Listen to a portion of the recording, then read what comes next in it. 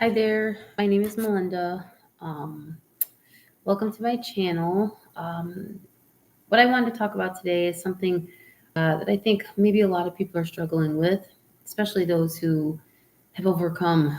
I wouldn't even say overcome yet. They're just probably still in the midst of it. They're still enduring the abuse, or maybe they have gotten out of it and um, just realizing that they're kind of lost.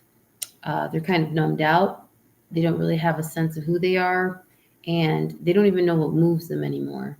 So I just felt compelled to share, just because I've been there and I'm not exactly out of it, but I'm moving through. Like it's a process, and I'm seeing the light and I'm moving toward it, and I'm hoping that some of my um, experience or insights that have received might be able to help somebody else. So anyhow,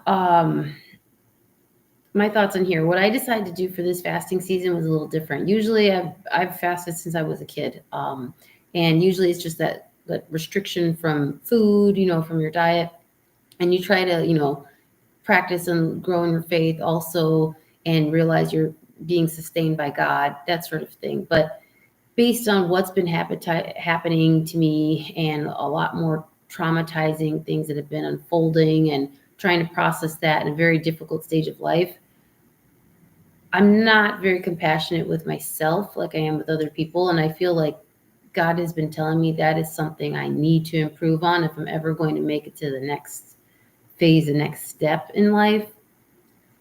So, like my fasting goals for this Lent season, year of 2024, is very different from previous years. So, what I've decided to do is to literally fast from negative thinking, which sounds crazy because you can't really control your thoughts. So, what I have discovered in this process, um, is that one, I kept essentially worshiping my trauma. I didn't even realize I was doing this, but it was always at the forefront of my mind. And I was always focusing on that and what it, did to my life and how it affected me and how it's affected those around me and how my life does not look anything like I wanted it to look like. And I really feel like God spoke to me, and he's told me that I was glorifying my trauma and what it did to me versus glorifying God. So for me, step number one is to reject um, any thoughts that I have, and to remember that they are inferior to God's. So when I remember that, I'm convicted immediately, and I realize I don't even have a right to think a thought that opposes him. I really don't. And before I wasn't thinking like that. Before it was whatever came into my mind, I was entertaining that, and I didn't even realize that I was giving more attention and focus on that than I was to God. I was essentially neglecting my faith in Him because I was so preoccupied on my pain and the direction of what my life was going in. So one, um, if I have a thought that does not align with God and with Jesus, my faith is in Christianity. Whatever your faith is in, you know, try to focus on the love, the unconditional, nature of love and truth of God. And if you are not reflecting that, the best thing to do would be to disregard your own thoughts and understand that your way is not the way. Your thoughts are not the highest thoughts, and that God's thoughts and his ways are always higher. So, one, what I've discovered is to reject my own thoughts. Two, if I cannot see the godly perspective, then I'm to immediately direct my energy and focus and attention elsewhere until some measure of clarity uh, can arise. Uh, the third step I would say is to be obedient to the voice of God no matter what. Be obedient to that voice of love and compassion. And what you're doing, it's a new conditioning. You're trying to override those really negative patterns that you've had for such a long time by creating healthy patterns. And I can't create and produce those healthy patterns of my own because I'm filled with the negative ones still. So I have to rely on the voice of God and what he's telling me and instructing me to do. You call him he, she, it, whatever you want to refer to him as. But I have to rely on his word, not my own. And if I exist, therefore I matter. And I do exist, therefore I matter. God would not have wasted his time making me if I did not matter. So I need to trust his voice of love and his voice of compassion and let that override my thoughts. So, in some sense, it's like you see a soldier, they're not defying their commanding officer, they're being obedient. They're given an instruction, they follow through. So when you're a member of the body of Christ, when you're a person of faith, and you're supposed to be obedient to your maker. And that's something that I noticed I haven't really been doing in many areas of life, which I'm sure has, contributed to a lot of the suffering that I've experienced as well. So 3, be obedient to the voice of love and compassion, being obedient to his voice, and just follow through. If you disagree with it, follow through. If you don't believe what it's saying because you've been believing lies for such a long time that listening to truth is going to feel like a lie. And even if you tell yourself, I'm believing a lie at this time, it's not actually a lie. It is the truth, but it feels like a lie to you, but follow it anyway.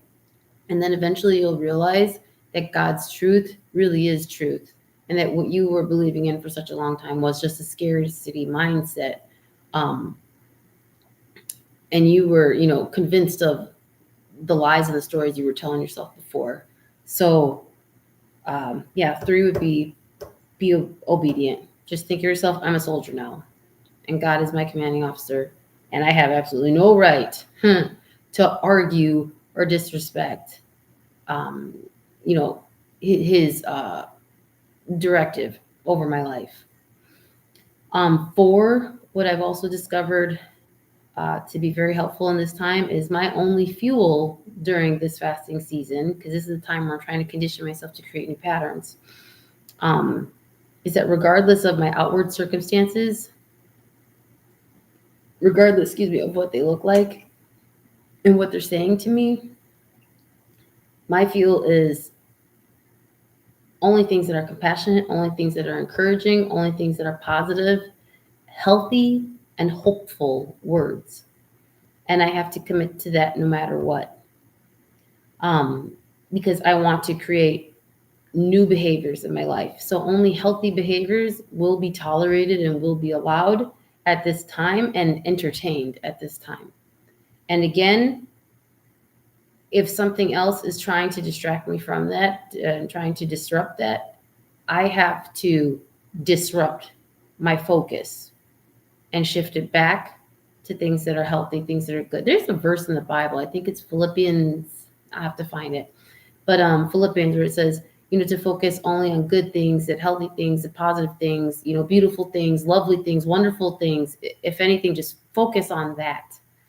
And that's the way you create a new healthy pattern, when you can see good in spite of the evil around you. And then 5, to remember that a belief is simply information with emotion attached to it. And that emotion, that physiological response, the sensation that solidifies in your body and mind and soul, that information to become a belief that becomes like rooted inside of you. So it's not enough to just say a good thing. It's not enough to just say a bad thing about yourself either. It's what you feel that gives it the weight and the power and that hold over you. So when I don't know what to believe, when I don't know what to think, when I don't know what to feel, I have to remember that all this new information, all this healthy encouraging, compassionate, loving, um, positive, hopeful information that I'm taking in, I have to understand that eventually it will produce new emotions. And once those new emotions come, it's going to click and it's going to become a belief that will be rooted. But it takes time to get the weeds out. And the weeds are all those negative patterns and negative thinking, and which produce the result of negative behaviors and, you know, negative external circumstances. So remembering that that's going to take time, but to be committed to the process. And when I don't know how to obtain that new type of belief, what to think, what to feel, practice obedience, and most importantly, I need to pick up my Bible. I don't spend enough time in that. Like, I used to always be dedicated, especially when I was younger. I knew what I wanted to talk about. I knew what I was passionate about. I knew what I loved, and that was spending time in the Word, spending time in church, spending time, you know, with Jesus, because that was my only safe place.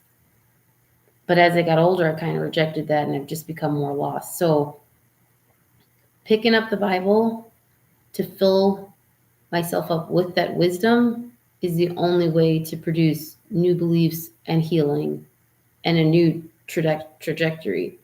So what I've discovered, so that would be step 5. And what I've discovered is the best place to start in the Bible when you're like, oh my gosh, this book is overwhelming. You know, you're not sure how some things connect, etc.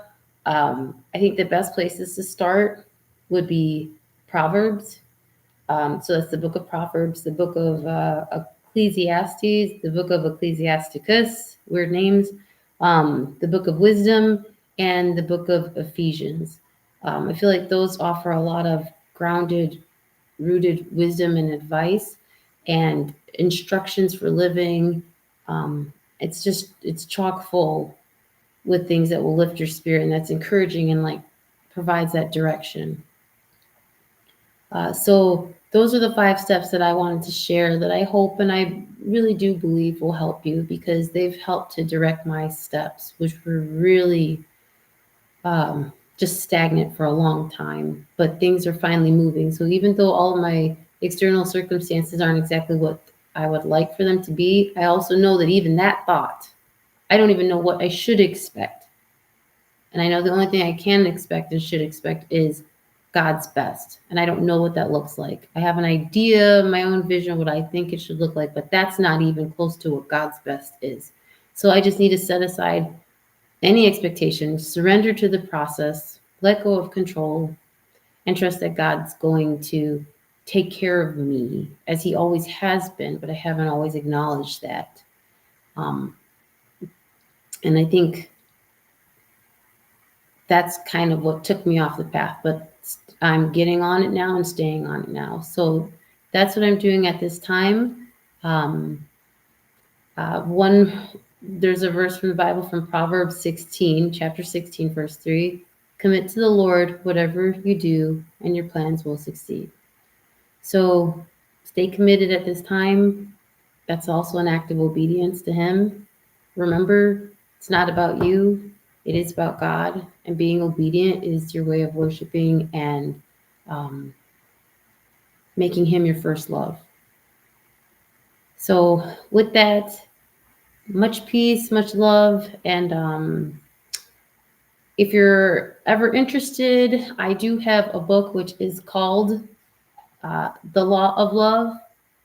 It covers a whole lot of territory, a lot of different questions about, you know, like existential things, you know, the purpose of life, you know, recovering from abuse, trying to understand like where did this fall come from and how can we navigate and come back to our faith and be restored in God. So if you're interested, it is available on Amazon. It is, again, it's called The Law of Love by MLT. And I'll try to put a link in the description. Otherwise, you can just find it on Amazon.